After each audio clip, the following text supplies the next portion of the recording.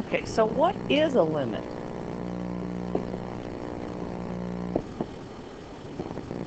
When you want to say the limit as x approaches some value, call it c, of f of x, it is equal to L. What is the limit? It's what?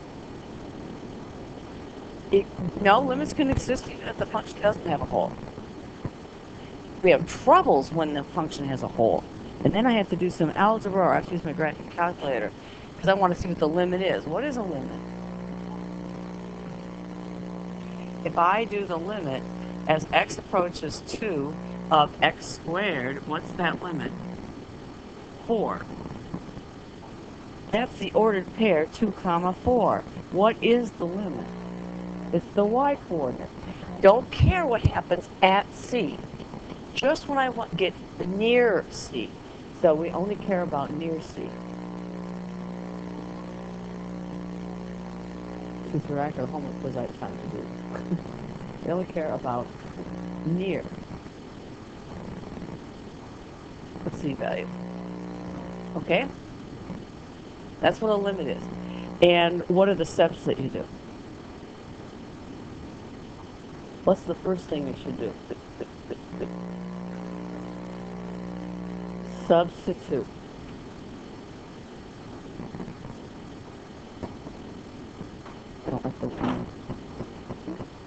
Okay, so we're going to substitute, and these are the things that can happen. First thing is, you could get a number divided by a number. Now, Mr. Dahman pointed out, that's not exactly true. Because if I use the greatest integer function, I do get a number. Unfortunately, the greatest integer function, you must check from both sides because it's not a polynomial. So this would really only be true for polynomials and rational functions. And probably some trig, and exponentials, and logs, anything that doesn't have any kind of a break in it.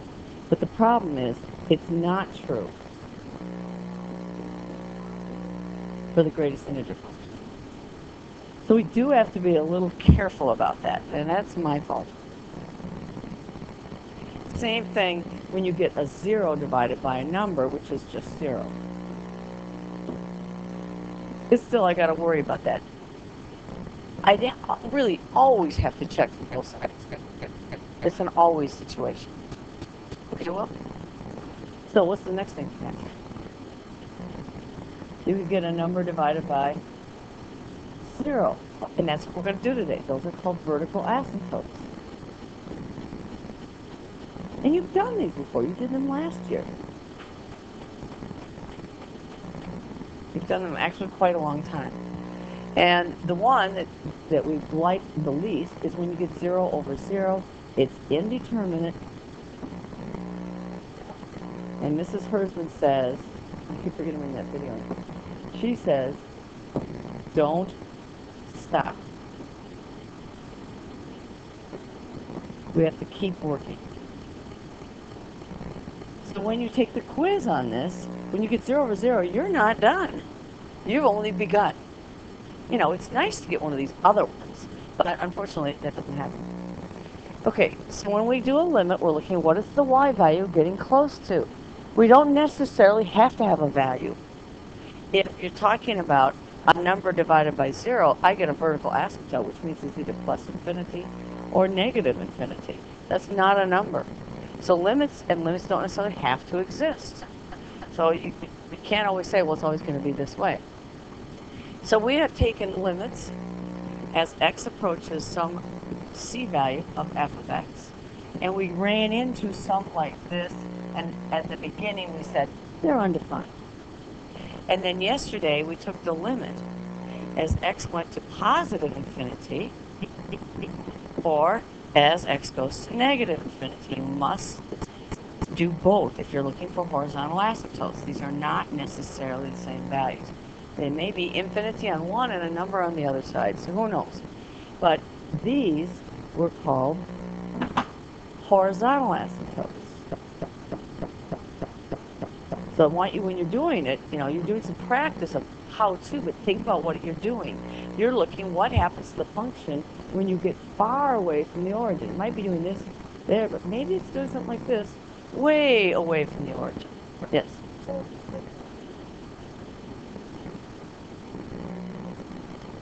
Then there's no asymptote. If the limit of f of x, let me write that. If this ends up happening, as x goes to infinity of f of x is equal to infinity, then there's no asymptote. There doesn't have to be one. Just consider the line y equals x.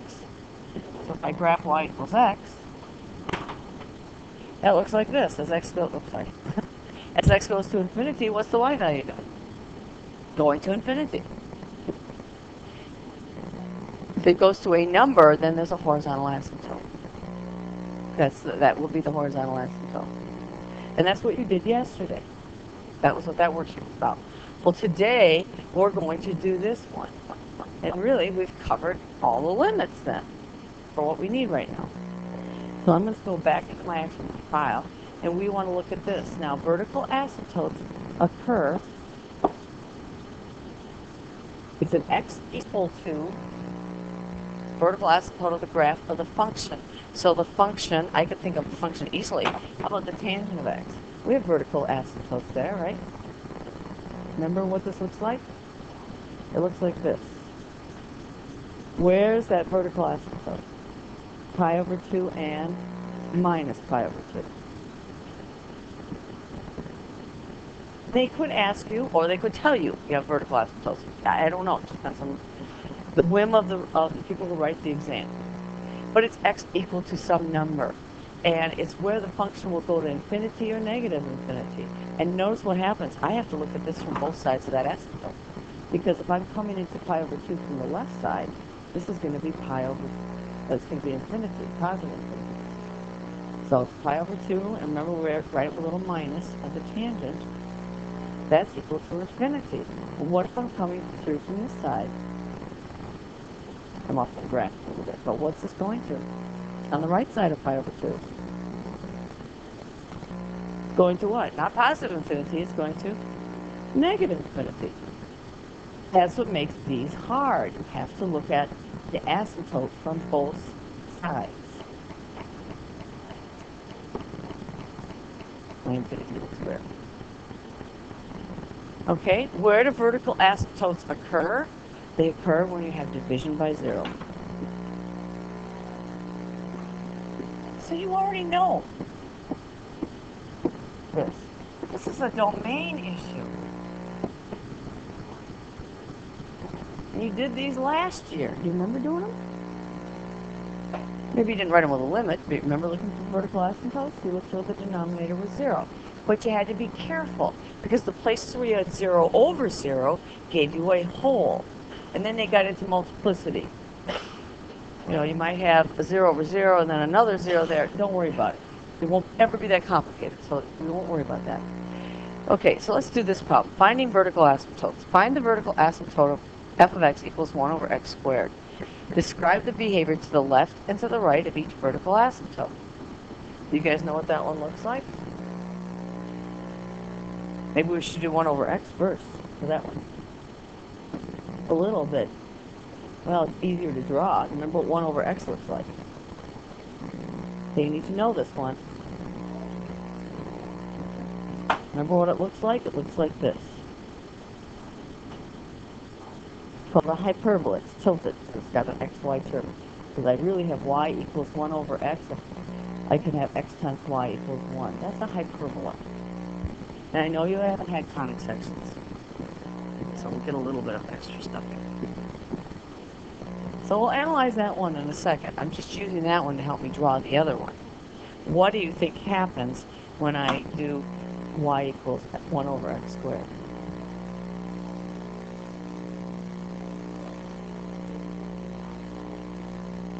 Can I move the whole thing or not? No, probably not. I had a great idea there. Okay, undo. There we go. Put everything together. any difficulty. Okay, I'll just read that. Just trying to save me. Oh, no, I did get a group. Okay. Okay, so let's look at this one first. We'll come back to the other. Too big. There it is. So 1 over x squared, that's not 1 over x squared. What's going to happen to this piece over here? What's going to happen to this little guy? I'm going to connect this, so I can't, it's not going to help me. When I do 1 over x squared, where's this going to go? What fuck? Second. Okay. And so we have a domain issue where? You're going to have to identify where. Where's the problem? At 0. So it's the limit as x goes to 0 of 1 over x squared. I can look at the graph. What's it going to do? For both sides, doesn't matter, is what? Positive infinity. How do you know which way it's going to go? Positive infinity or negative? When you do division by 0, it's always going to be infinity or negative infinity. Always. Well, let's look at this one. We have the graph there. And there's the only way to do it is look at it numerically. So if I have the limit as x goes to 0 from the right side of 1 over x, that's what? Positive infinity. Now, how am I going to do that? If I don't have the picture in front of me, how am I going to do that?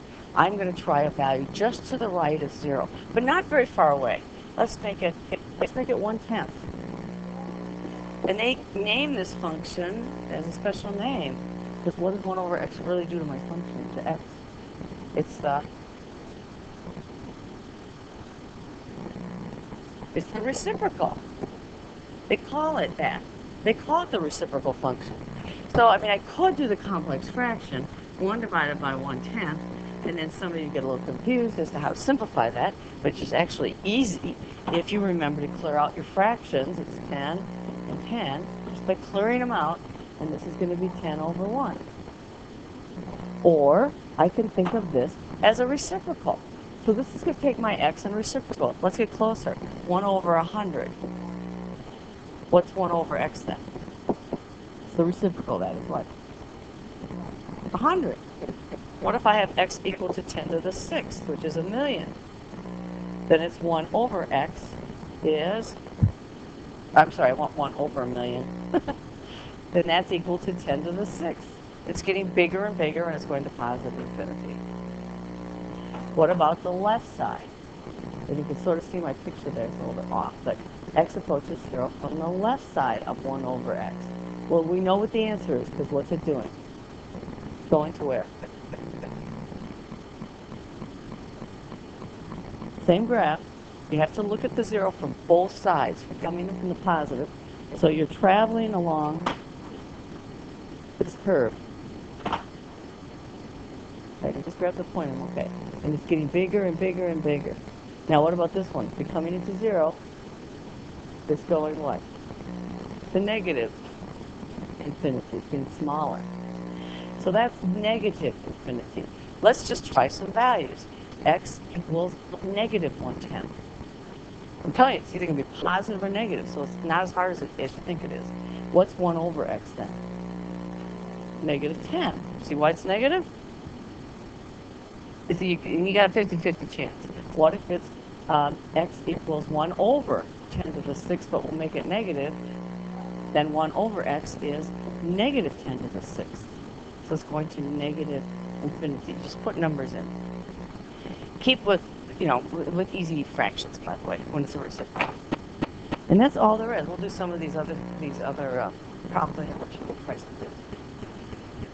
What about the graph of the tangent of x? We have infinitely many vertical asymptotes. I only drove through 2.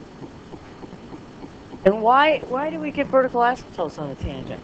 Because when we look at the denominator, what are we looking for? Vertical asymptotes occur when the denominator is what? 0.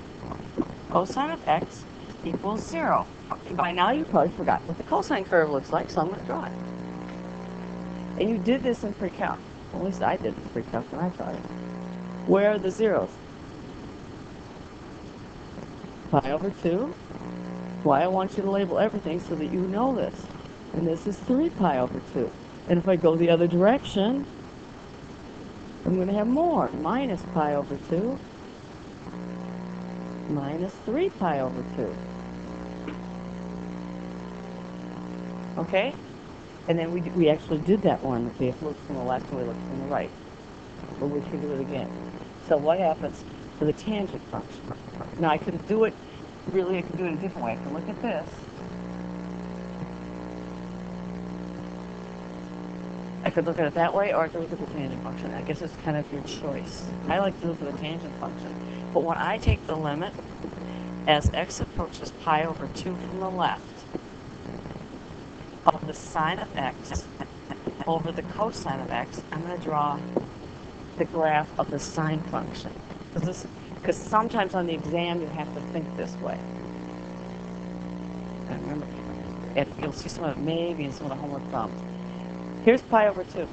What's true about the sine function, no matter which direction I come into pi over 2? Is it positive or negative?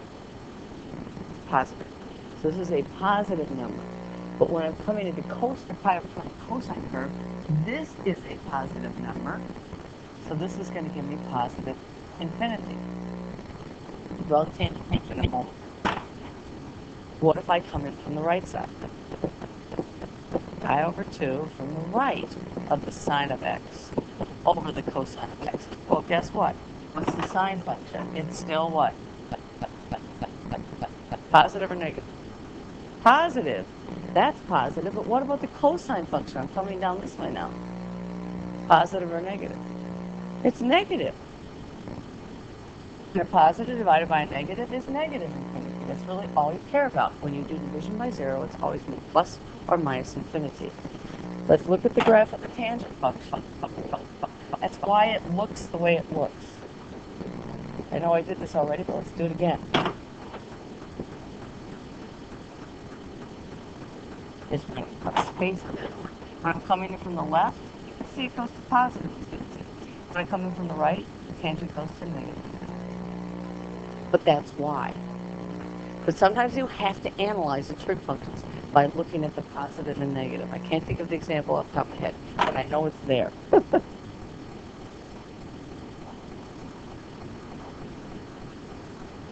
Because I just looked at the values. I knew it was going to be positive infinity or negative infinity. What's the sine function coming in from the left? That's positive. Whoops, that's the cosine. Cosine coming in from the left. Sine coming in from the left is positive, and the cosine is positive. So a positive divided by a positive is a positive. If I come in from the other side, the cosine from the right side is negative, but the cosine from the right, the sine from the right side is positive. So I have to divide a positive by a negative, and then I get negative infinity. First, I just know the tangent function. So I looked at it from 2 different ways of looking at it. And you could talk about where's the tangent. I mean, you probably never thought about what's going to be true with the tangent at pi.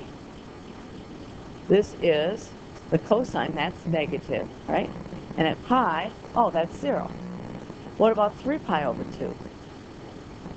The cosine is going to be negative on that side, but positive on the other side, where 3 pi over 2, the sine is negative.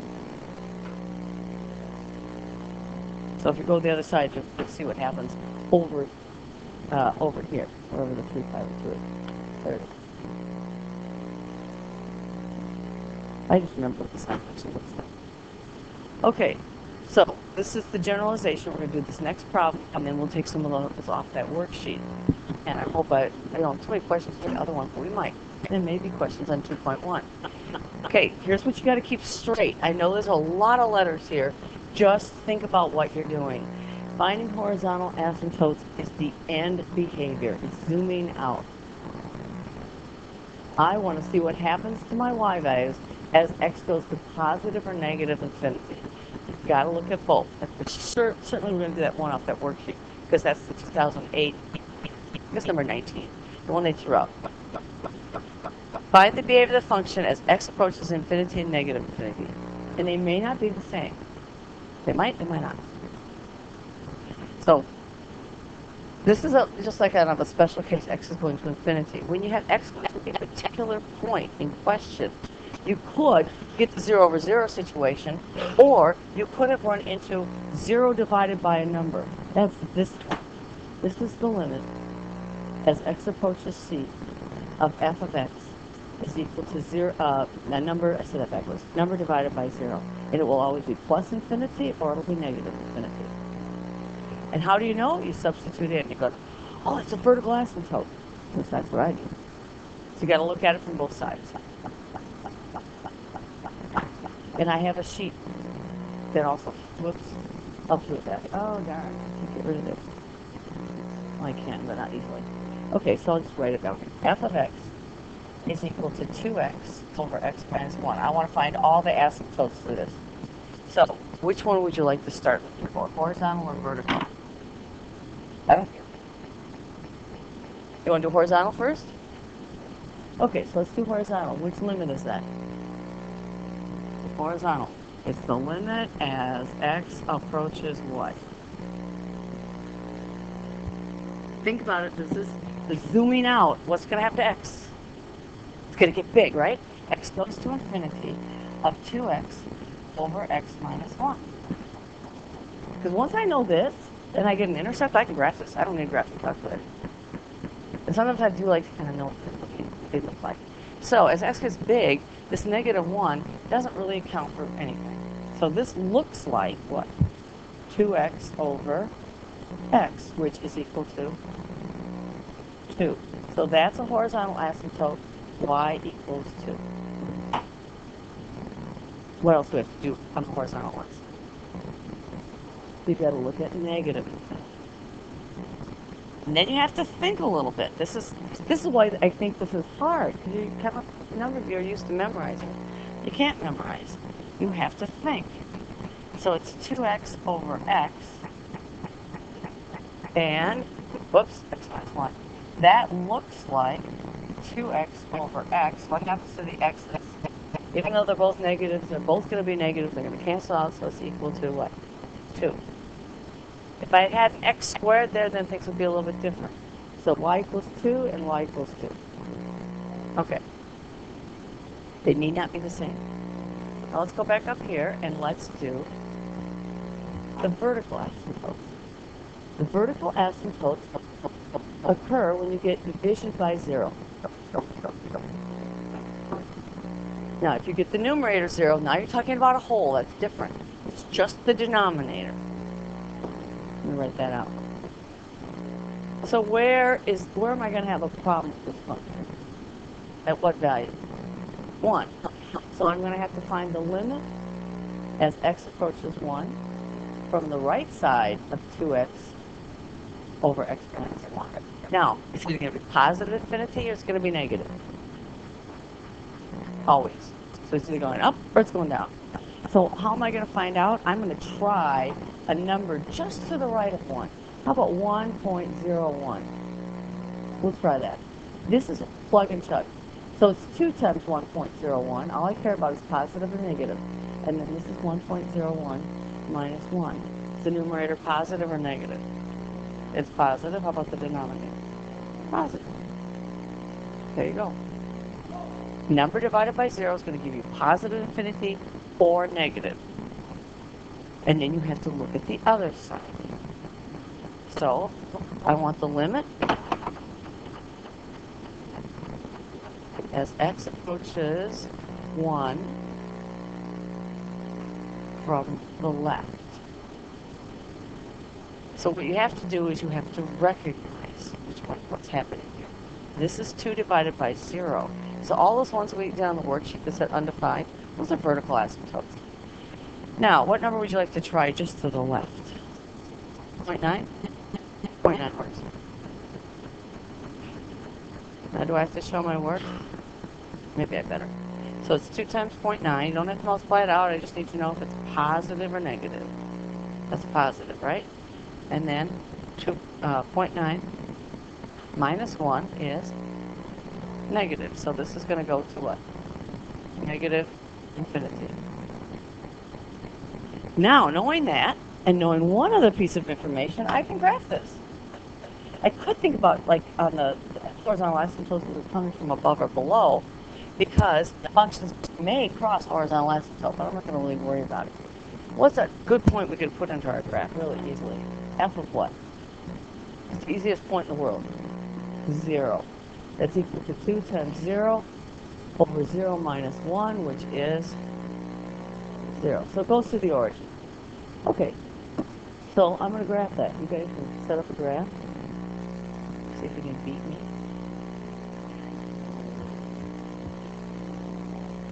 That's straight. I don't think so.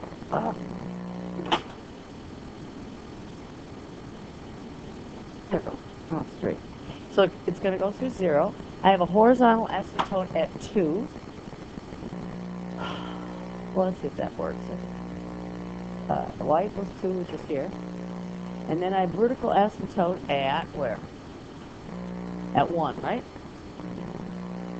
So we try this one. It's not quite scaled, so let me scale it a little bit better. That way, better. And it goes through 0. And I can put some points in, but this is what's going to happen. It's going to look like this. It's possible it could cross this horizontal asymptote. I don't really know. And then it's going to be here, and I could try some values. Now, functions can always cross a horizontal asymptote. That's not a problem. But can functions cross a vertical asymptote? Can my function cross a vertical asymptote? No, because you don't have a function. That's the problem. Can you have more than one horizontal asymptote? Yes, you can. Can you have 3 horizontal asymptotes? By drawing a function, there's 3 horizontal asymptotes.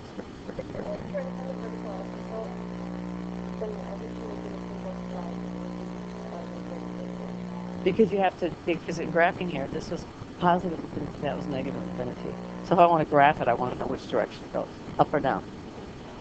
No, if you're just finding the limit, you just say it undefined, or actually you're safer saying undefined. You can't say infinity unless you know. You got to look at it from both sides. That's like giving a value. And they've done that on the exam, where you just say it's undefined. That's your safest bet. Because if the answer is negative infinity, you have to say negative infinity.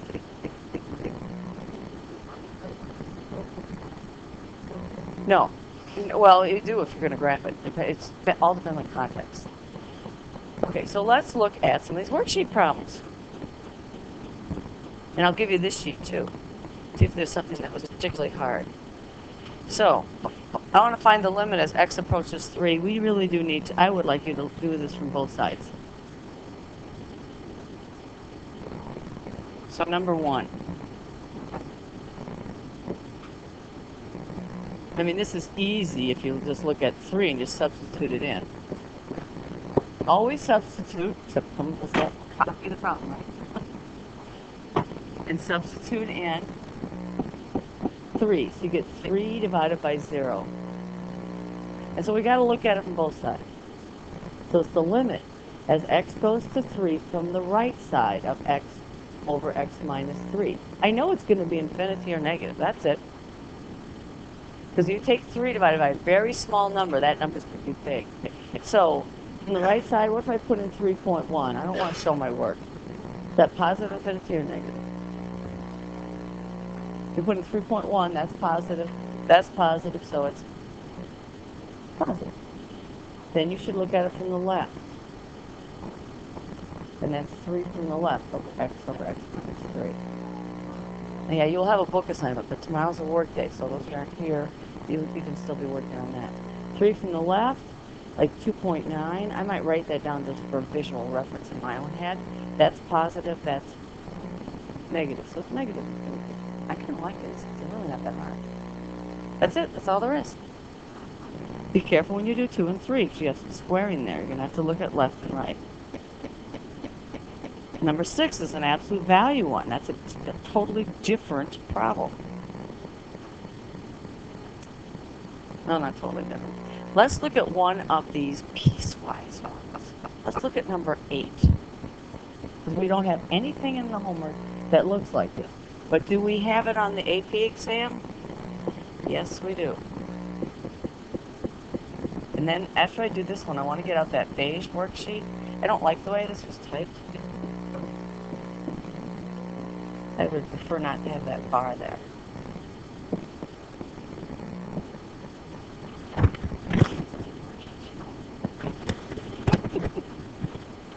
Okay, the question is, what is the limit as x approaches 3? So this is a little different practice. This is not a vertical asymptote. We don't have any domain questions here. The limit as x approaches 3 of f of x. How are we going to do this? I can't just substitute in 3 because I don't know what's happening here at 3. This is not a polynomial. It's two polynomials connected, maybe. Maybe, I don't know. Only way to know is to look from the left and look from the right. So you got to look at x approaches 3 from the left. Which equation am I going to use? 1 or 2? It's like I'm a eye doctor. Which one is the one you want to use to look at the left of 3? The first one or the second one? Second one. So it's going to be 2x minus 3. And that's going to, now you just go ahead and substitute it in. Because that's a nice polynomial. 3, 2.99999. The limit's going to be the same value. So put in 3, so that's 2 times 3 minus 3, which is 3. Now what else do I have to do? It's not good enough. I have to look at the limit from the what? The right. You really always should be looking at the limit from the right and left. It's just that we have a theorem that allows me to not have to do that if I have nice polynomials, because they're always going to behave nicely. But I don't know about this one because it's a piecewise function, and I don't know if it's nice or not nice. So now what am I going to do? Which equation? Oh, I used the wrong one. Which function do I want? I don't want 2x minus 3, do I? I want x minus 1. I'm glad I made that mistake. X minus 1, substitute it in. It doesn't matter if it's 3.000000001. In effect, it's 3. And it's a polynomial. So 3 minus 1 is 2. Does the limit exist? No. What would you write on the exam? You would say does not exist. By the way, you can use DNE. That's okay. And you'd say since the limit from the left does not equal the limit from the right. And honestly, the more succinct you are, the happier I am. I don't like big essays because then I got to read through it and dig out what you're trying to say. If you can say it concisely, that would be great. So do you understand how to do these piecewise ones? You're going to have to look at it from both sides. Ignore those bars. Those are just separators. That's kind of interesting.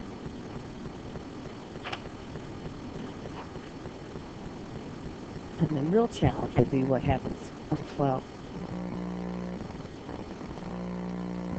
And this worksheet is a nice worksheet. It is a mixture of a lot of different things. It's not just vertical asymptotes. Now, what about that beige worksheet? There was a really nice one there. It's on horizontal asymptotes. I'll get mine. And I'm sorry we don't have names for these worksheets. There's a problem.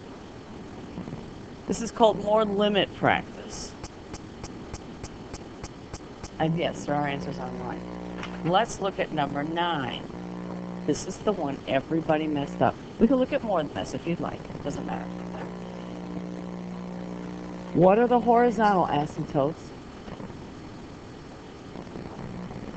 for y equals 5 plus 2 to the x and 1 minus 2 to the x?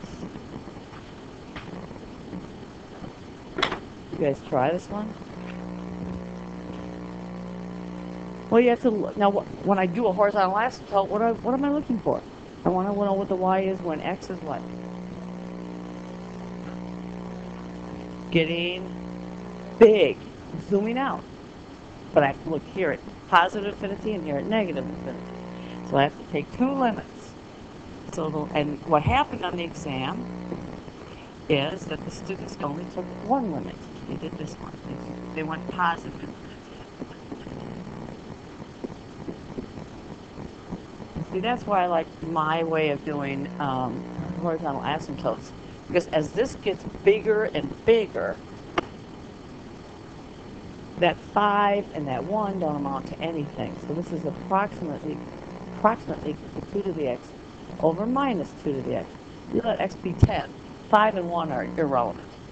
So it's going to behave like 2 to the x over minus 2 to the x. What is that if I simplify it? negative 1. Negative, because of this negative here, right? Careful. So y is equal to negative 1. That's on one side.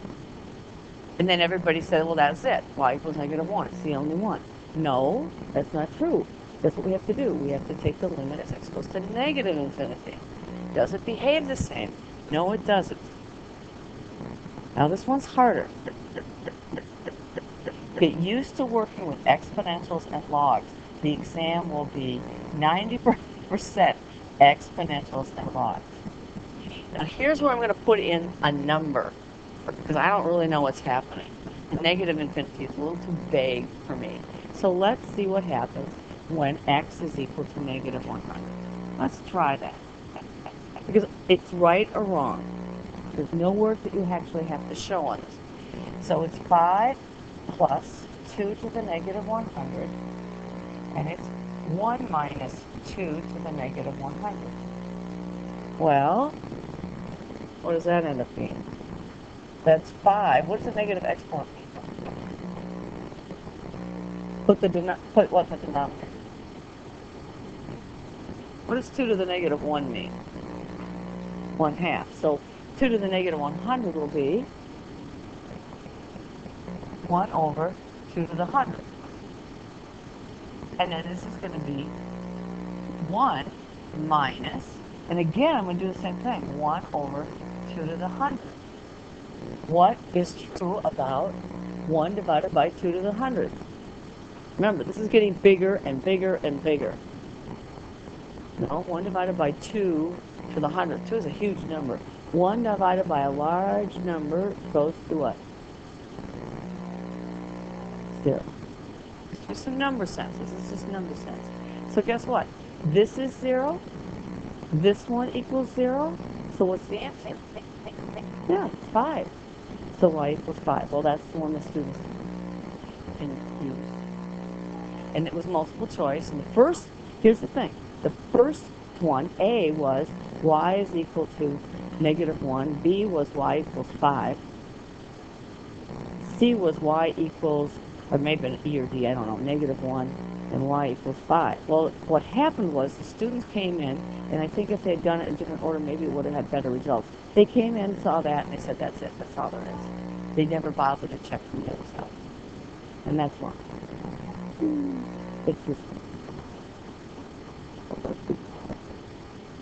So, be careful, don't get tricked into, when you see the right answer on A, double check all the rest of them, because you might be missing something. And they do that to you. They have a lot of tricks on these tests. And, you know, that's good test-taking skills, so always check that. How about anything else on this little worksheet? You're right, we wouldn't have had time. How about number 10? Did you guys get an answer for that? That was a little tricky. Did you try it? Do we need to do it? Well, it's only Tuesday, we're all so tired. Well, you know what I want? I want the biggest exponent here. I don't have to FOIL that out. I don't really care about anything, but I do know it's going to be a quadratic. It's going to be x squared, right? So if I just multiply the parts, they're giving me the squared term. That would be a 2x and a minus x. So what's the numerator? Minus what? 2x squared. And again, I only care about this. Plus x squared. What happens to the x squared? They cancel, so the answer is negative 2. Did you guys get that? And 11 and 12 are similar, but they're asking different questions. Maybe somebody wants to put 11 up here. You have to factor that. What happens if you substitute in 0? You get what? Number 11. What happens if you put in 0? You get 0 over 0. Yeah. I think the horizontal ones are easier. Anybody want to try those? Because 11 I have to factor. 12 I don't. This is just a summary of these limits, these really weird ones, infinite limits and limits at infinity. Oh, did I not do 2? I'm sorry.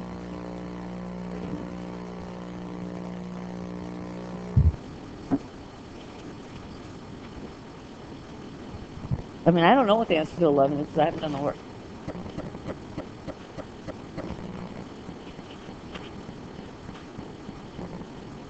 What if A says it's negative, no, it's negative 1/5, that one. You guys get that? Is that right? I don't know. Do we need to do number 11 together?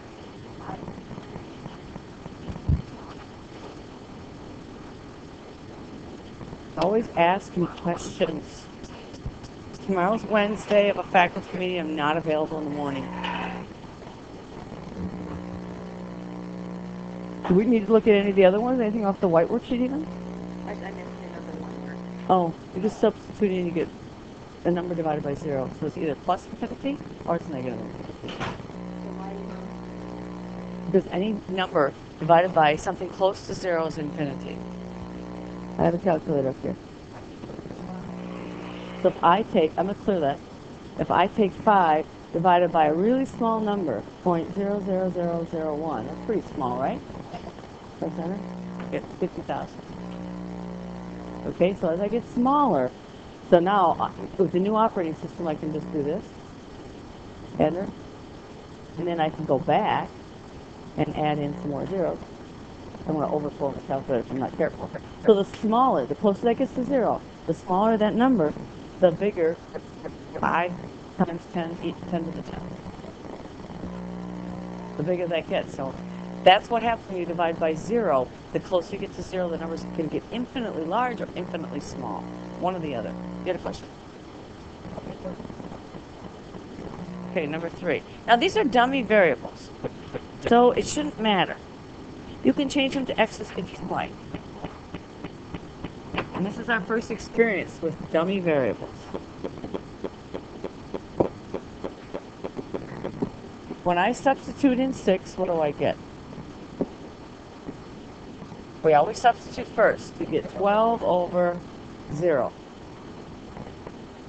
Now, I think it's easier to factor that denominator, but sometimes it's not factorable. So let's just try something. What if I have 6.1? So I want to take the limit just to the right of 6.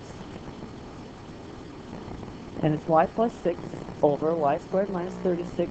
If it's factorable, it's usually easier to evaluate. But if I take something just a little bit bigger than 6, the numerator is positive. What's true with the denominator? A little bit bigger than 6 squared minus 36. Is it positive or negative? Positive. And, you know, if you're having problems with this, you know, try 6.0001, put it in your calculator, evaluate it.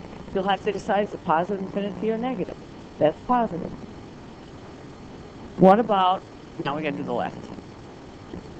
That always bothers me, the left side. But anyway, because it's usually harder. Y approaches 6 from the left of y plus 6 over y squared minus 36. So, what would you like to try? It's just to the left. 5.9, right? So what's going to happen? Yeah, you really should be 5.99. If these are really close together, you're going to have to do that, the asymptotes. But that's not going to happen. So it's just going to be positive or negative in the numerator. Positive. But when you take something a little bit less than 6, square it, and then subtract 36, is that going to be positive or negative? Negative. So this goes to negative infinity. It doesn't matter. They're called dummy variables. Now I need to find that assignment.